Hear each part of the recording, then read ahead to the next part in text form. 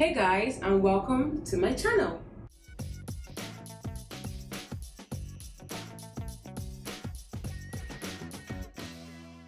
Hey you, and welcome back to my channel. If you are a returning subscriber, thank you for subscribing. Thank you for always watching. If you are a viewer and you are not yet subscribed to the channel, I think it's high time you subscribe. Don't you think so? Make sure you hit the subscribe button before this video is over. If you're seeing me for the first time on your screen, welcome. My name is Uche and I am a content creator and digital marketing consultant. On this channel, I talk about all things content creation, Instagram, and very soon, entrepreneurship. Now, in today's video, I am talking about Instagram metrics that I think you should measure, especially if you're using Instagram for business. Now for business, because if your Instagram profile is a personal profile, then you would not have access to Instagram Insights. But if your Instagram profile or page or account is a business or a creator profile or account, then you will have access to Instagram Insights, and so this video will be very useful to you. If you're still trying to figure out whether to switch from a personal profile to a business or a creator profile, I have a YouTube video that I think you should watch where I highlight some of the benefits of making the switch. I will link in the description box. I have also talked about Instagram Insights here on YouTube. I broke it down into two videos. So in the first video, I talked about Instagram post and story insights, while in the second video, I talked about your Instagram page insights. What I did was go through the insights that you can get from your post, your Insta story, and your page in its entirety, and also tell you the kind of information or interpretation that you can get from the data from those insights. So in today's video, I'm talking about 5 insights or 5 metrics that I think you should measure, because there are a lot of insights, so sometimes you're confused on which is important and which to track and which to measure and all of that stuff. So I'm going to talk about that in that video. If you haven't watched the video on Instagram Insights, I will also link that in the description box. Please do not go to watch it yet. Watch this video all the way through, and then when you're done, you can go ahead to watch those other videos. Again, I will link those videos in the description box. Now, before I go ahead, I would like to state that measuring metrics differ from one Instagram account to another. The reason is we have different Instagram strategies, we have different reasons why we're using Instagram, and Instagram means different things to our businesses, right? And for that reason, some metrics will be more important to some people than the others. For instance, I have a YouTube channel, right? I have a website, I have a blog, I have digital products for sale. So a lot of times I'm saying link in my bio, and so things like profile visits or taps on LinkedIn or tap on website link, which is link in my bio, will be important to me. But if you do not have a lot of things going on in the link in your bio, then it probably wouldn't be important to you. Do you see what I'm talking about now? The other things that also matter to some other people that may not matter so much to me. However, there are basic things that cut across, right? So those are the things I'm going to talk about in this video. Now, the first metric that I believe you should track if you're not tracking yet is reach. This personally is how I know how many new accounts that I am reaching with every post and every week, and I will show you what I'm talking about. Now, if you go to your Instagram page, okay, let me start screen recording this so that I can show you some in the corner of the screen. So if you go to your Instagram page, you can either check reach for each post, like I said, or check for the entire page. Now let me check for a post. There's a post that did really well. Okay, so this post did really well on my page. So I'll just tap on view insights, and as you can see, this post reached 2,444 people. Now if you look underneath, you can see that 32% weren't following me. This means that 32% of 2,444 people that my post reached are not following me. So you can tell, luckily you can have an idea. Maybe you may not be able to tell to the nitty-gritty, but you can have an idea of where these new people came in from. How? At the very top, I can see that people shared my post and people saved my post, right? So I can see that 22 people shared my post. If I come down as well, like I said, I got quite a number of impressions, not a lot, but quite a number of impressions from hashtags and from other So this gives me an idea of where these 32% that weren't following me came from. So it means they came from my hashtags, they probably came from the explore page, because sometimes my post shows up on explore and that sometimes get lumped into order if explore on its own isn't a significant number. I can also tell that it's possible that they came from those that shared. So it's possible with every share to Insta story, or yeah, it's possible that with every share to Insta story, people came to my profile, right? People came to my page, people came to that post to look at the post itself. So this is a way of measuring certain things that you do on your account or on each post. So from here I can tell that, in fact, there are all I unfortunately cannot remember some of the posts, but there is a post that had about 6,000 impressions from hashtags, right? So I reached a lot more people that were not following me with that post, and I could tell immediately that these people came from my hashtags. Now measuring reach at a point also gave me a morale boost, right? So I used to manage an Instagram page that was very new. When I say very new, I mean very new. The page was new, the business itself was new, so nobody knew about that business or the page, right? Now I used to get worried because I would post and I'll see that I'll get few likes, and I was wondering if my strategy was wrong. So I started checking the insights and I saw that my posts were actually in fact reaching a lot of people. So it's now a different story trying to figure out why those people were not liking the post or were not engaging with the post, but the fact remains that post was reaching a lot of people. So it's either I was using the right hashtags, or I was posting at the right time, or something was drawing people.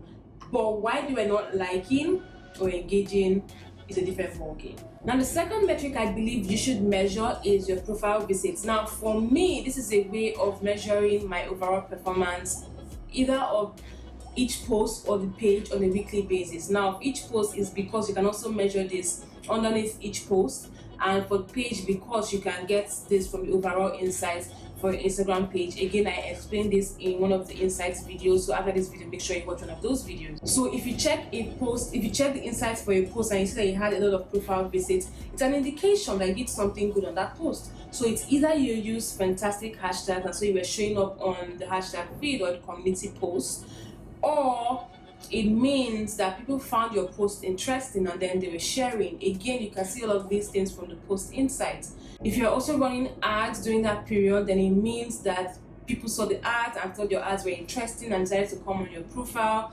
So these are indications of actions going on your page. So if you check and in a particular week you had a spike in profile visits, then you can begin to think, say, okay, did I run an ad during this week? Did someone give me a shout out? Did someone share my post on their Insta story? Did I share anything on my Insta story? Because you can also track profile visits from your Insta story. Did I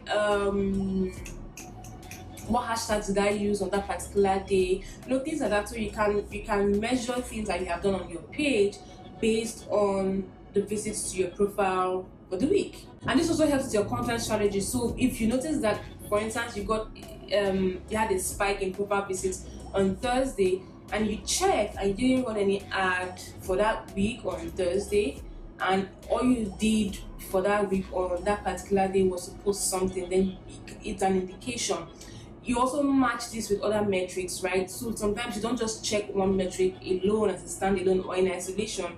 You check against other metrics. So if you check your profile visits and you see that you had a spike on a Thursday and maybe you put up one or two posts on that Thursday, you can now go to those posts to check the profile visits from those posts, right? Check your saves and shares, check your hashtags, so you have an idea of where that traffic is coming from, okay? The third important metric to track on Instagram is your follower growth. Now, I know a lot of people say you shouldn't obsess over your followers, and I agree, but this is the difference between measuring your follower growth and obsessing over followers. Now, measuring your follower growth helps you to measure the health of your account, right? And especially because you are measuring with other metrics. So you're not just checking the numbers, you're not just saying, oh my god, I've lost 1,000 followers, and then you are feeling sad and depressed. You're also checking to see when you lost followers. You're checking to see what day you lost the most followers. You're checking to see what you posted on that day, to see if it was something that you posted that triggered people and made them unfollow you. Do you see where I'm going? compared to the person who is just checking the numbers and who has decided that their value is worth the number of followers that they have, right? So that is the part I am against, right? Obsessing over numbers. But if it's about measuring your follower growth, I strongly recommend, right? So you may not do this on a daily basis, you may do this on a weekly basis when you're checking your analytics or your insights for the week. And what I love about this is you can tell, again, from your insights, from your page insights, when you lost or you got most followers. So how you do this is you tap on insights at the top of your profile, you go all the way down, okay, not all the way, you go to followers, and you can see your follower breakdown, right, for the last 7 days. Again, you can switch this to the last 30 days if you want to have an overview of what it looks like for a period of a month, for a period of 1 month. But like I said, I usually like to do for the last 7 days so that I can easily track things, that happened on my Instagram page.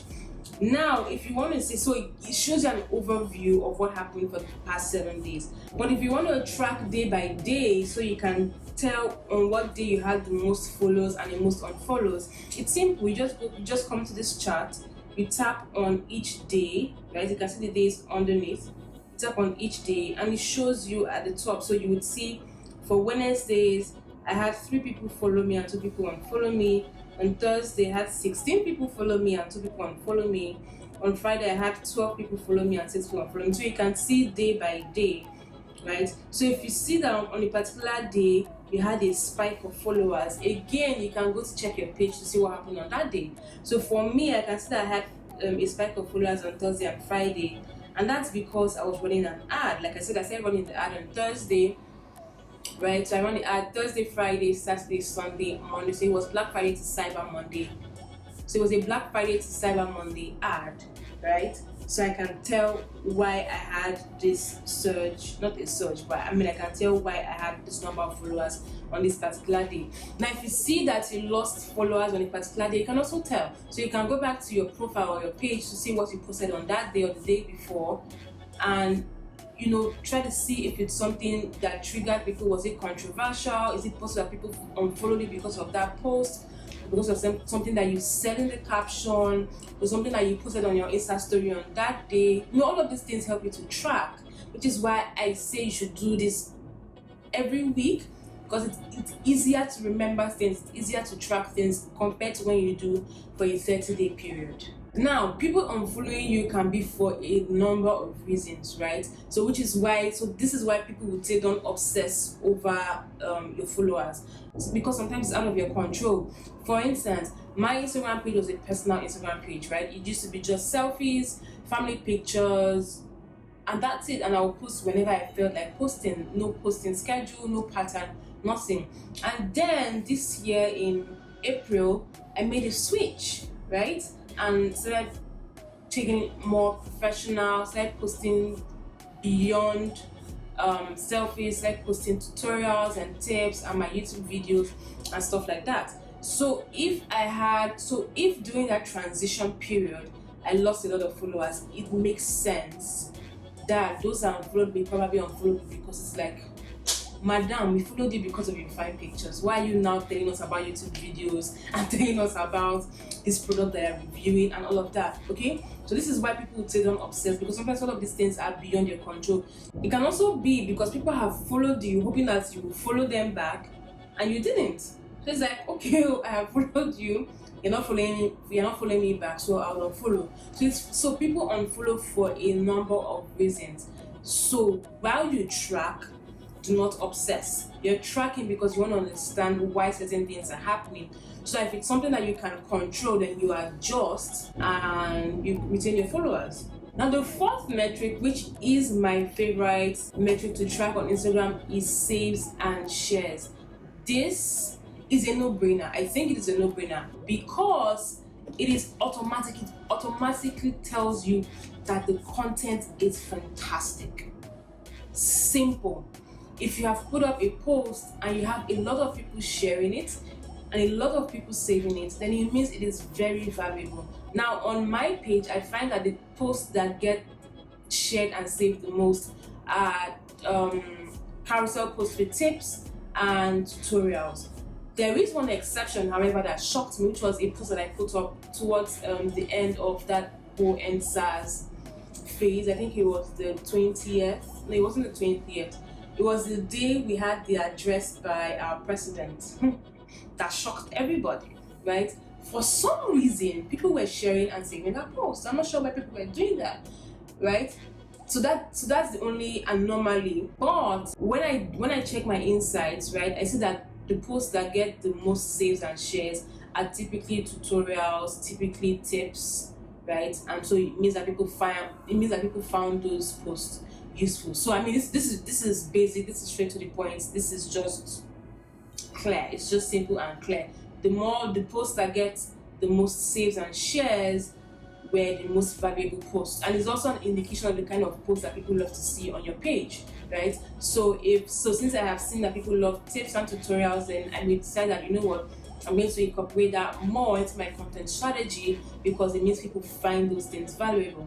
In fact, I don't know if Instagram still does it. When I used to manage an Instagram page for an event company and a post was doing so well, there'll be a message. I would look for a screenshot if I still have a screenshot. There'll be a message asking you to boost that post because it's performing well. So that's even an indication that Instagram ranks saves and shares high as an engagement metric. So you should track it if you're not tracking it, right? You should use that to measure the effectiveness of your content strategy, of your Instagram posting strategy, so that you are sure that you're putting out things that your audience are interested in. Now, the fifth metric that I believe you should track, and I believe is the most, okay, not underrated, but probably the most ignored, yes, the most ignored metric is your Insta story data. There's a lot of things you can get from Insta story, guys, right? Like I have mentioned, you can track your profile visits. I mean, you can see how many people are visiting your profile from an Insta story. But beyond that, you can track other things. For instance, if I had a series of posts, so if I had like 5 different posts on my Insta story, and I see that people are tapping back to a particular story, then it means that something on that Insta story is interesting them, right?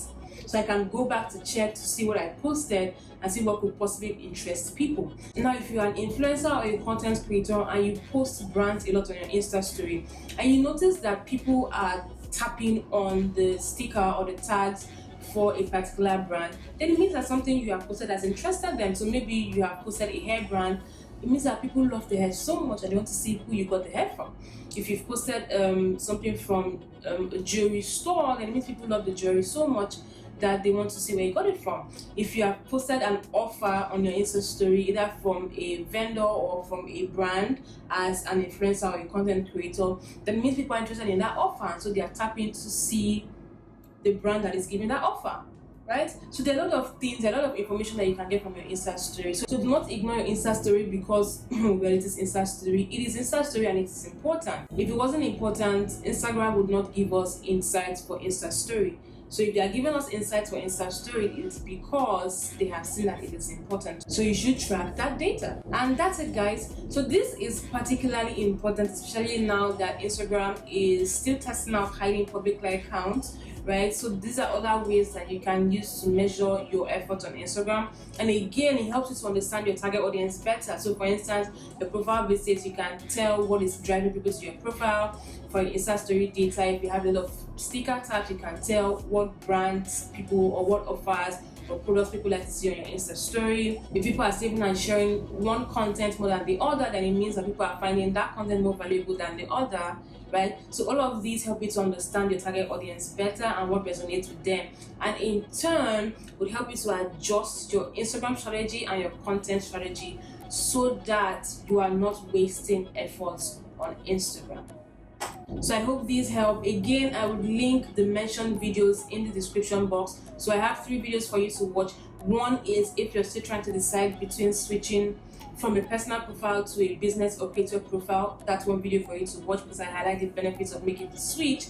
And the 2 other videos are on Instagram Insights. So the first one is on your Insta story and your Instagram post insights, while the second is on your Instagram page insights. So I hope when you watch all of these, then your Instagram game gets better and you're not frustrated by Instagram and the algorithm and not knowing what your target audience wants. If you enjoyed this video, make sure you give me the thumbs up. If you have questions or comments, leave them in the comment section. I'll be more than happy to read from you. As always, if you want to have conversations with me on Instagram, my DMs are always open. I'm fantastic with my DMs, so just send me a DM that you're from YouTube and you want to have a conversation about this or that. If you are not yet subscribed to the channel, make sure you hit the subscribe button, and I'll see you in next week's video. Bye guys. Ooh, that was a mouthful. I feel like I talked for so long. Okay.